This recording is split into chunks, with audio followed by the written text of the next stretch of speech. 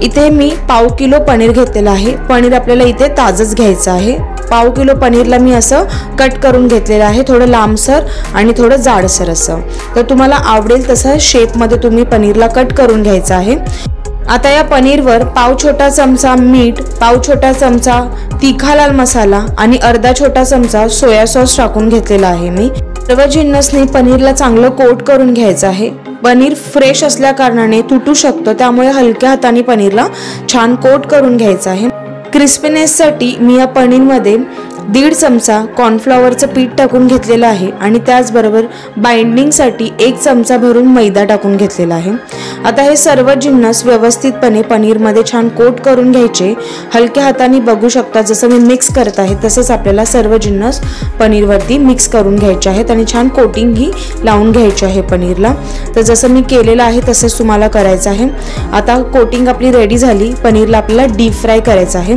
तर साईडला मी कढईमध्ये तेल तापत ठेवलं होतं। एक एक करून मी याच्यामध्ये पनीरचे पीसेस सोडले।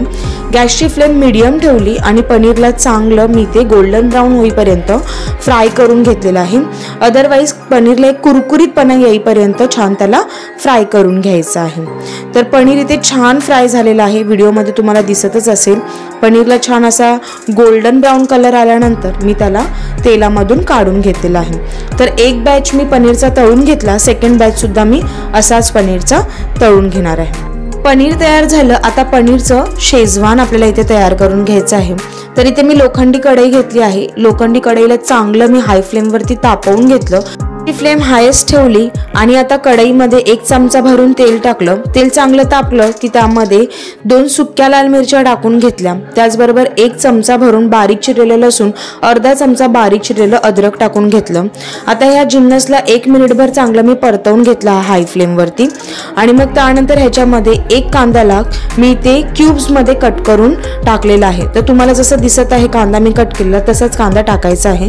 तर इथे मी 1 बारीक कांदा घेतला होता। तुमचं पनीर जेवढं असणार आहे तेवढा तुम्हाला इथे कांदा वापरायचा आहे। कांदा आणि शिमला मिरची ही तुम्हाला तुमच्या आवडीनुसार वापरायची आहे। आता मी याच्यामध्ये 1 शिमला मिरची सुद्धा क्यूब्समध्ये कट करून टाकली।